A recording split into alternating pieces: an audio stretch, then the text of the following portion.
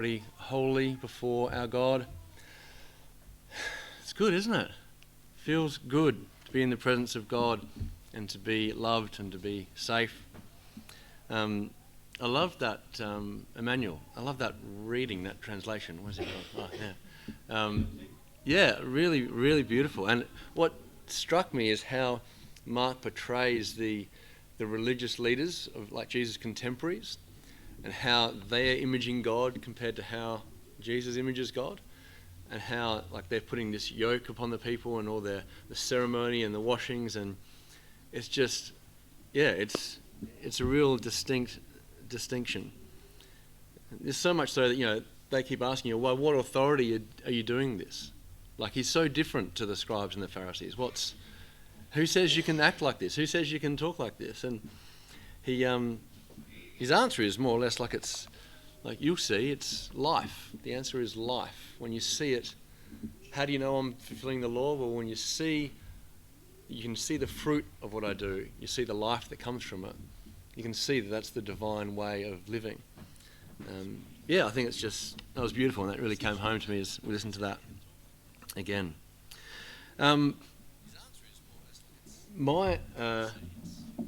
My eldest daughter, Bella, has joined us, which is awesome. I'm not going to throw her under the bus, but she is fluent in Auslan. Every Wednesday night after school, she goes to the Australian School of Languages, and she's doing is it a certificate something? Yeah, certificate 3 in Auslan, which is Australian Sign Language. The school, the Heritage College in Melbourne, all the kids learnt that as their second language. So you walk through the school and you'd see the kids communicating to each other, talking to each other. 2 of the teachers were also hearing impaired, and so they would all be able to speak to each other through this different language. And it's I'm really proud of Belle for a lot of reasons, but it's a beautiful picture of meeting someone where they're at. Like it's a grace that you extend to someone else, learning to articulate yourself in a way that they can understand, that they can hear. It's opening up a whole world for other people who have no other way to communicate. And that's what we're going to see in Jesus this morning. We're going to see Jesus using sign language to communicate with someone who has no other way of hearing. So we read this story about Jesus healing the deaf man in Mark 7. What was it like to be deaf in the first century? Well, most people thought you were crazy. Right? Think about it. You can't understand what people are trying to get across to you. You can't hear anything. You speak. You have a speech impediment, so you can't speak properly. You've all heard someone who's been born deaf like speaking. They haven't had very specific training. It sounds crazy, right? And so this is how they boxed people up who were deaf in those days. They were usually unemployed. They were very lonely because there's very little or crude sign language in the day. Similar to the leper, he's not allowed into the temple.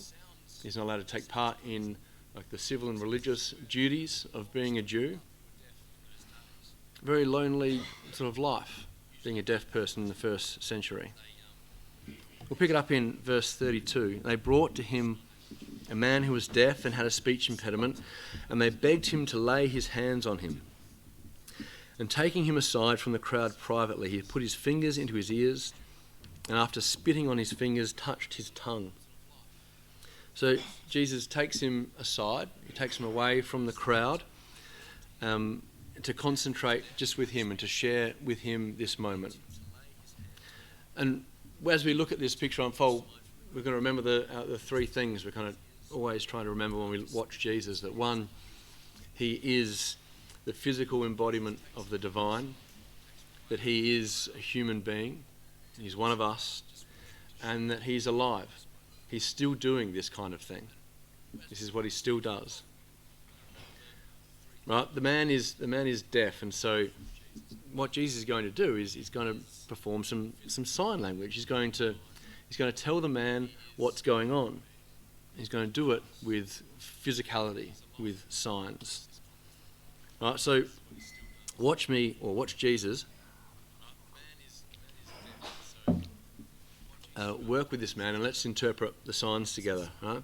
His actions are really powerful. He wants the man to understand what's going on as it happens. So he puts his fingers in his ears. A great picture of there. Right? He puts his fingers in his ears. Right? This is so tactile. I compare this to the scribes and Pharisees earlier in the chapter who wouldn't do anything without washing their hands and their cleanliness. He comes straight up to this man and puts his fingers in the ears, right in the problem. Then he spits on his fingers and he touches the man's tongue. Right, so ears and tongue. Again, he's forming that connection between the two of them.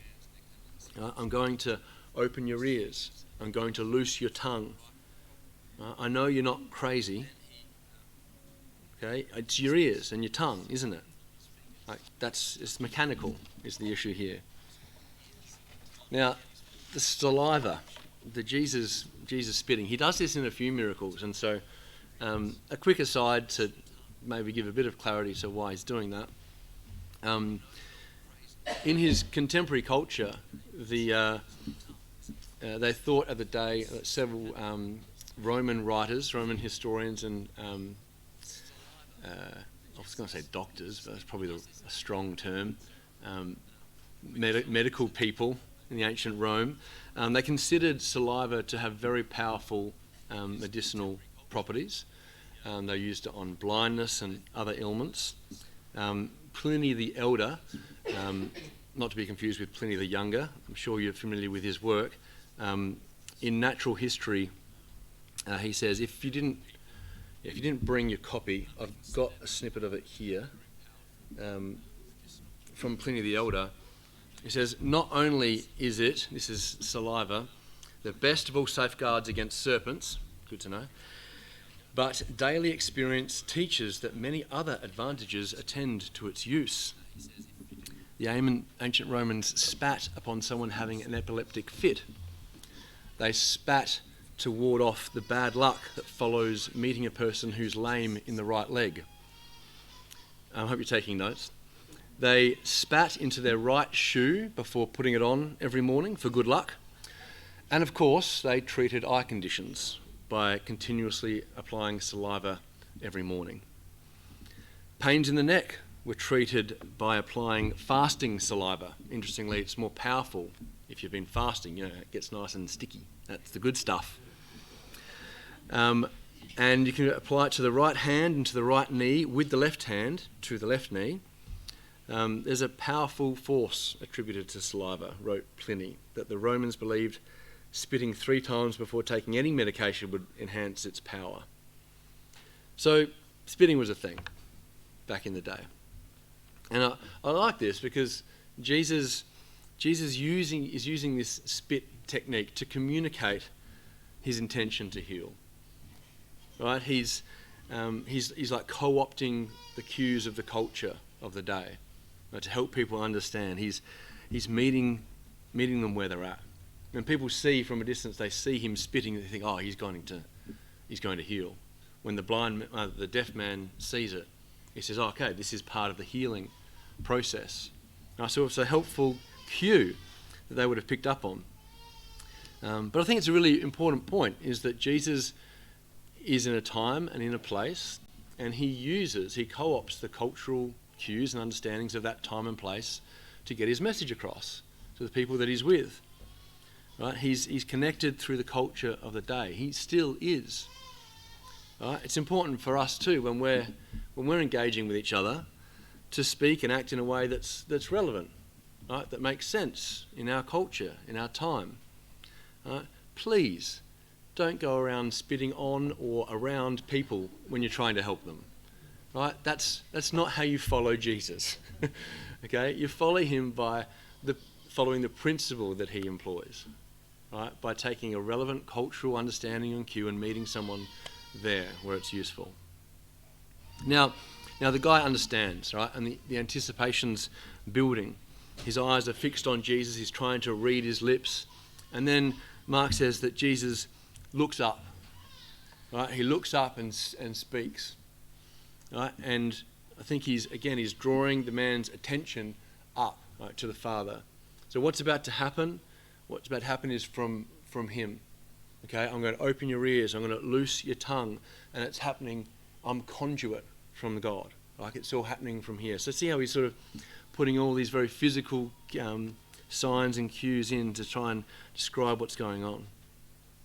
I think that's a really wonderful picture of a way to help someone, right? A way to bring them to God, a way to mediate them to God, right? To connect with someone and say, look, whatever I'm doing this in partnership with God. It might look something like, can I pray for you? Can I like I don't have much experience in this like myself, but I can bring you to someone who does, who understands it. We can pray together. We can connect to the divine together through a walk or a meal, sharing a drink. Right? How can I bring you? How can I connect you to God, to my God? Showing love, compassion, doing good works, and then attributing that to the Father. Right? Doing things in Christ's name. I think that's a really cool picture. Something else I find really interesting about this whole scene is that Jesus never does the same thing twice. He heals different people in different ways, like almost every time. It's not like he has one method that he uses on the deaf people, one method he uses on the blind people, one for the leper, one story for the outcasts, right? One particular thing he says to all the Gentiles.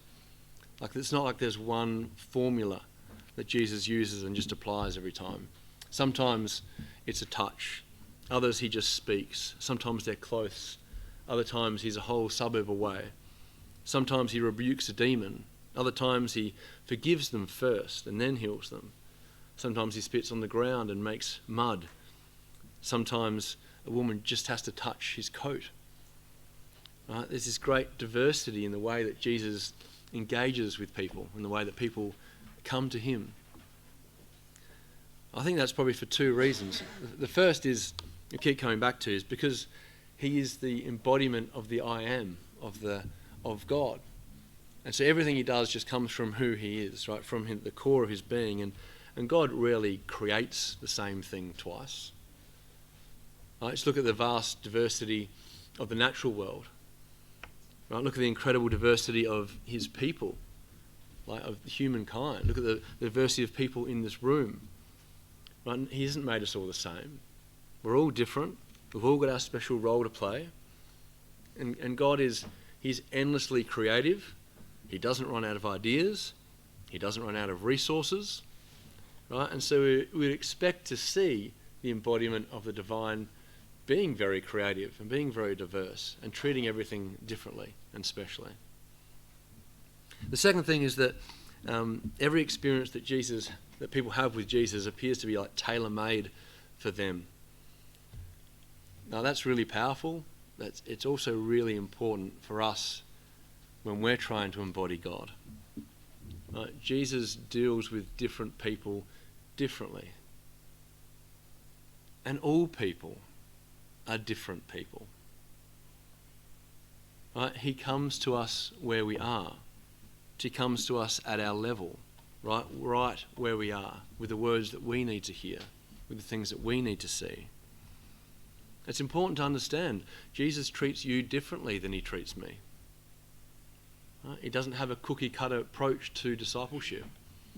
Reminds me of Peter and John on the beach after the resurrection. And Christ says to Peter, "You're going to be like the rock." And Peter says, "Well, what about him? Like, what's John going to be doing?" And Christ said, "Don't you worry about that. I've got a different plan for him. Something different's going on." All right, let's keep that in mind, because we can be tempted to judge other people's stories or other people's relationship with God. Right? When we're listening to how God works in each other's lives, when we hear each other's stories, we can be tempted to say things like, "Oh, God doesn't work like that. God doesn't do that sort of thing. This is his method. This is the way that he did it in the Bible. That's the only way he does things." Okay, this is the way he's worked with me. This is how I've experienced God, and this is all that God is. This is the only way God works. Well, that's a caricature of it, but we can hear similar type words in that. We can say similar type things to that when we struggle to understand the diversity of our God with the diversity of his people. Right? God is doing something different every time with everyone, creating a different story with everyone, which is so much more interesting, right? Like, your apprenticeship to Jesus is unique. Imagine if we spent the rest of this year just hearing everyone's individual story about how God's worked in their life, what God means to them, like what's the metaphor for God that really resonates with them, what's their favourite Bible passages, what are their favourite songs. Or we'd end up with this really diverse and rich tapestry, this really diverse picture of who God is and what he does. It'd probably start to look a lot like the Bible, actually. Very diverse mix of stories and poems and laws and letters that people wrote over thousands of years as they're trying to articulate who God is and what he's done. It would really enrich our view of God and really enrich our view of each other. So a cool thing to think about. Okay, so back to our story, verse 34. And looking up to heaven, he sighed, and then he says to him, Ephphatha, that is, be opened. He sighed. Let's not run over that. Other versions say it's a deep sigh. Some versions say it's a groan. It looks like that's what the word means, like a moan, like it's anguished. Paul uses the same word when he's in Romans, when he's saying that we groan for the manifestation of the sons of God. Like it's a distressed groan, like we're going through hell under persecution, and we're just groaning for the next time. We're groaning for the new thing.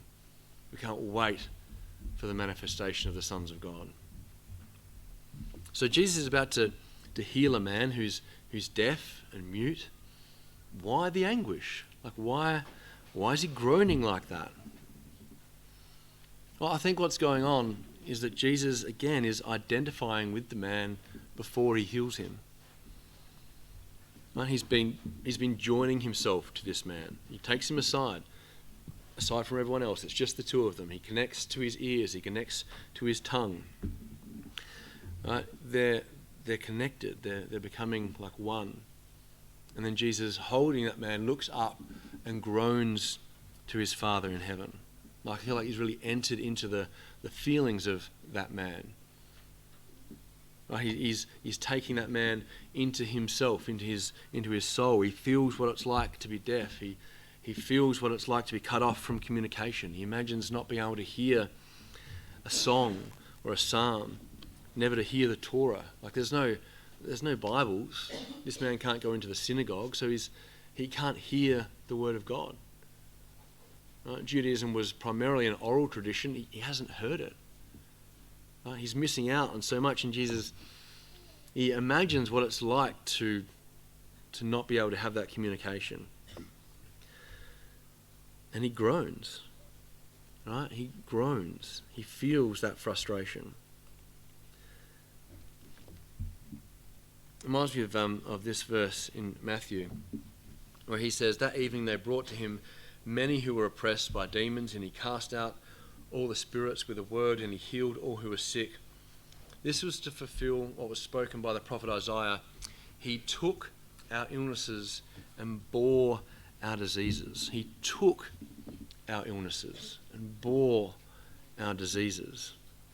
It's a strange way to say it, right? We might say he healed our diseases, he cured our sicknesses. But Isaiah says he took them and he bore them, like he carried them himself.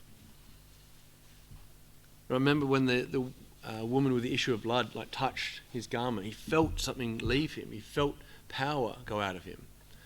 When Jesus is healing, he's taking, he's carrying, he's feeling what people feel when he heals. Have you ever had that experience?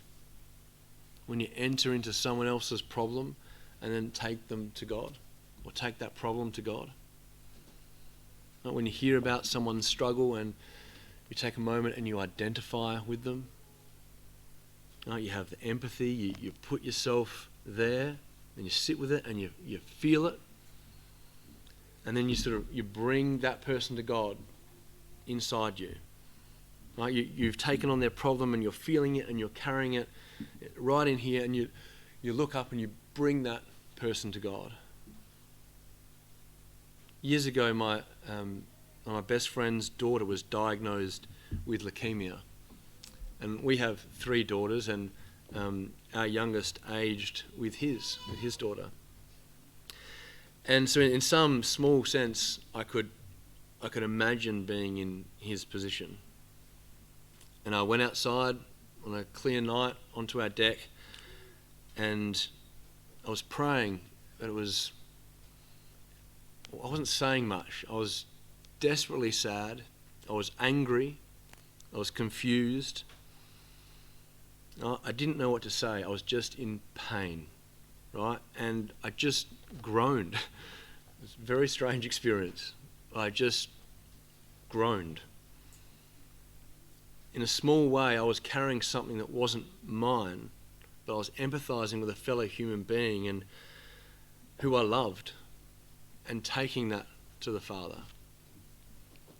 Perhaps that's what Paul's talking about when he says that the Spirit helps us in our weakness when we don't know what to pray for, but the Spirit intercedes for us with groanings too deep for words. From the Message again on that passage. Meanwhile, the moment we get tired of waiting, God's Spirit is right alongside us, helping us along. If we don't know how or what to pray, it doesn't matter. He does our praying in and for us, making prayer out of the wordless sighs, our aching groans. He knows us far better than we know ourselves. He knows our condition. He keeps us present before God. That's wonderful. Like, he sees you. He knows you better than yourself. It's okay you can't come up with the right words. It's okay that you can't string all that emotion together and get it all sorted out and articulate it properly. Sometimes it is really hard to articulate what we're going through, what we're feeling. That's okay. God can understand a knotted mess of thoughts and feelings. Right? We just look up and just turn to him with whatever you've got. Right? And if all it is a groan, that's enough. That's enough. He groaned. See, a similar story, a similar thing happens when Jesus is at the tomb of Lazarus. Remember, like, he knows 100% that he is about to raise him from the dead. That's why he's delayed. He's delayed knowing Lazarus would die so that he can display the glory of God.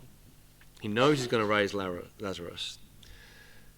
He stands in front of that tomb with Mary and Martha, and Jesus wept. He's about to see his friend again. He's about to defeat death and give life. Like, that's what this whole thing's about. And he's bawling his eyes out. Right? These are his friends. These are his people that he loved. Right? He enters into the feelings of Mary and Martha as well. The loss of a brother. He feels it. Right? He gets it. He loved Lazarus himself. Right? He's the human one. He's expressing the divine. Right? Again, like, Jesus is not pretending to be human. Right? He's not like a very clever, like, sociopath who sees the situation and sums it up and goes, okay, I need to be sad here. That would be appropriate. Right? That's not what's going on. This is the expression of the I am. Right? This is raw Jesus just coming out. This is who your God is. He's expressing the divine. Right? God hates death. It upsets him. Okay? He mourns when his children die. Right? And he thinks about Lazarus. He thinks about the tomb and death, and that he's not far from that himself. He's going to be placed in a tomb. He thinks of death for all people, all that it's done in the world, what it's going to mean for all of his followers, and he looks around at this sobbing, confused mess of humanity around him, and he cries his eyes out. Well, he joins them. He joins them in the mess and in the sadness. He feels it. Right? Our God is not a black and white photo. He's not just words on a page. He's a complete and vibrant personality with feelings and with mixed emotions. And then, of course, he calls out to a dead man to come out of the grave. We do not have a high priest, or we have a high priest who is able to be touched, to sympathise with our weaknesses, and who in every respect has been tempted as we have, yet without sin. Right? He gets it. He really does. We often use that verse to demonstrate the theological truth that Jesus was a human being like us, and we should. That's good. But look at what he says about how he relates to our weakness. Right? He understands. He gets it. Really, he knows how it feels to suffer. He understands why you sin. It's no mystery to him. Right? He gets it. There's nothing that you go through that he can't identify with. Think about his life, and think about your life. What's your trial? Is it loneliness? Are you poor? Are you rich? Are you misunderstood? Are you tired and overburdened? Are you under pressure? Are you wrestling with God? Are you wrestling with God's will for your life? Are you feeling like God's left you? Like he's forsaken you? He's been there. He experienced all of that. Now, he's felt all of that. That's incredible. He's not distant. Right? He's right where you are. He understands all of it. Right? And he doesn't heal and forgive and give strength to you because that's his role, that's his job description as the Saviour, as the Redeemer. He just lives like that. Right? That's who he is. Right? He loves you. He loves to do this. It brings him exceeding joy to present you before the Father faultless. Right? It is God's good pleasure to give you the kingdom. It's hard work. Sorry to tell you, but you're hard work. Right? It's emotionally investing and draining.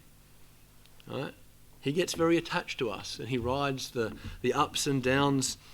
But, again, he doesn't do this despite being the Son of God. He does it because he's the Son of God. Right? This is what gives him purpose.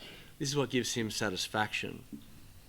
And this is probably the most rewarding thing that you can do as an image-bearing human being, is to empathise with someone, right? To join them in solidarity and to bring them up, to help them out. Like how did God rescue us? Right? Was it from a distance? Did he drop like pamphlets from the sky with the 23 dot points on how to be saved? No, right? He sent Jesus, his son, as a human being into the muck and the mire of a desperate situation. He got into the trenches. He was intimately acquainted with our problem. Right? He felt it. He was moved with compassion. He loved us and he was courageous and gave himself for us. I mean, that's how it's done, right? That's how you help someone. That's how you help someone. You don't just throw platitudes out and recite things like, all things work together for good. That's true. It may be helpful, but generally what we need is for someone to embody that.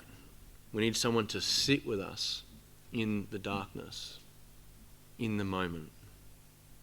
Have you heard of the Jewish custom called sitting Shiva?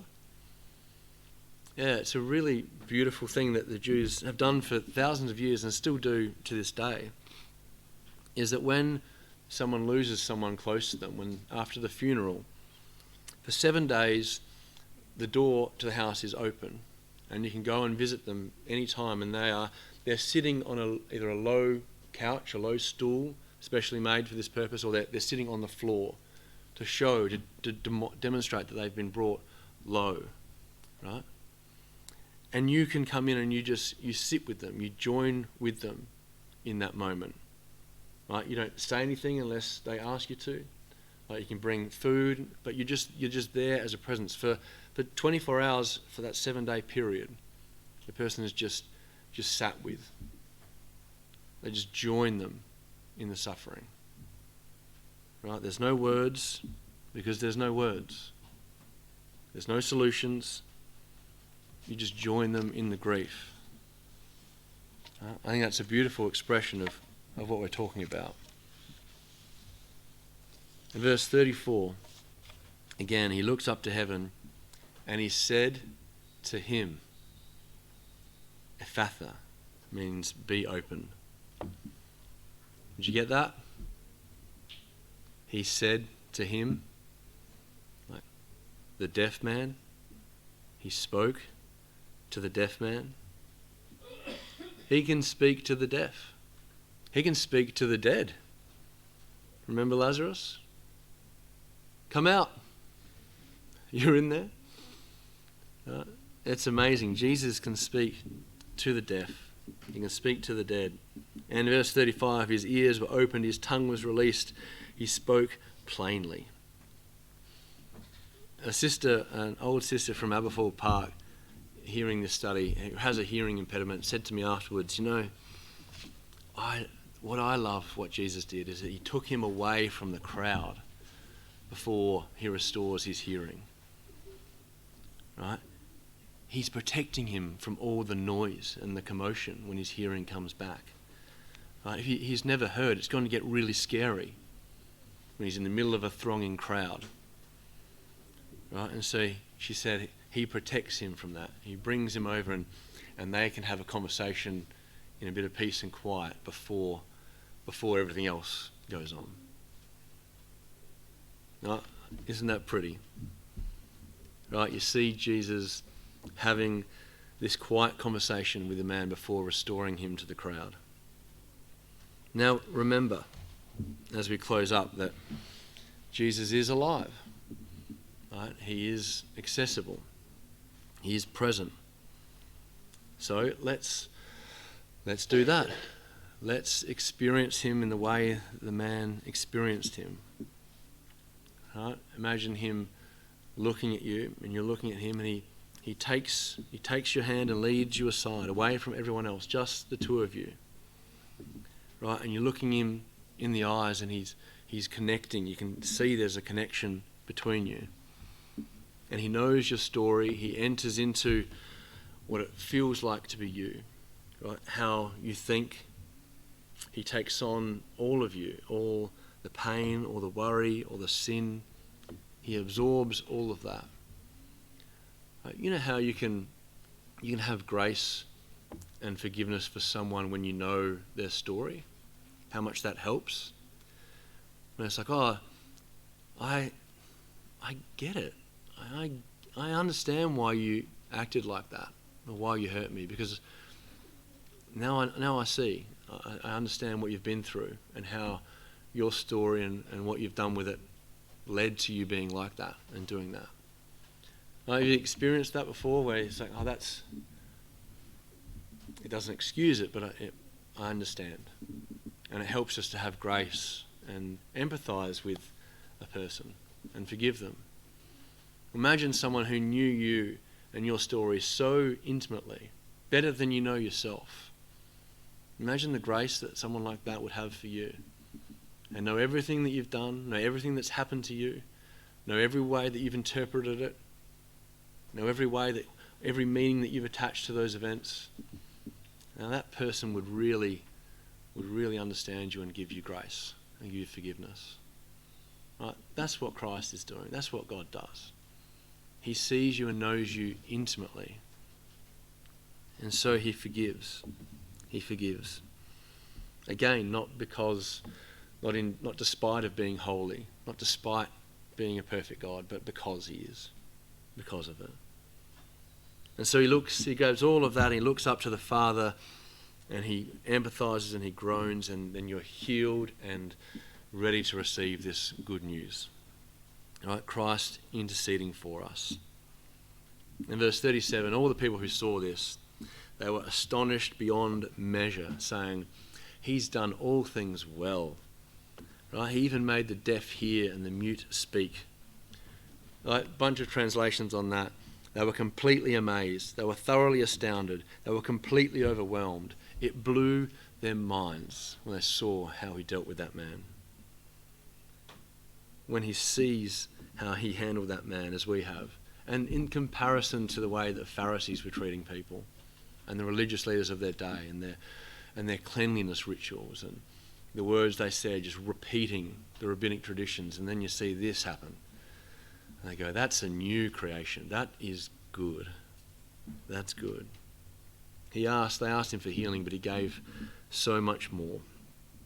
They said it was beautifully, beautifully done. So, may you give Jesus your pain and your sorrow, your sin and your burdens. May you bring your friends to Jesus and let him take them and us to his Father and our Father. May our ears be opened to hear the truth. I'm here. I understand. I see you. You are clean. You are my beloved daughter. You are my beloved son. I'm pleased with you. In Jesus' name. Amen.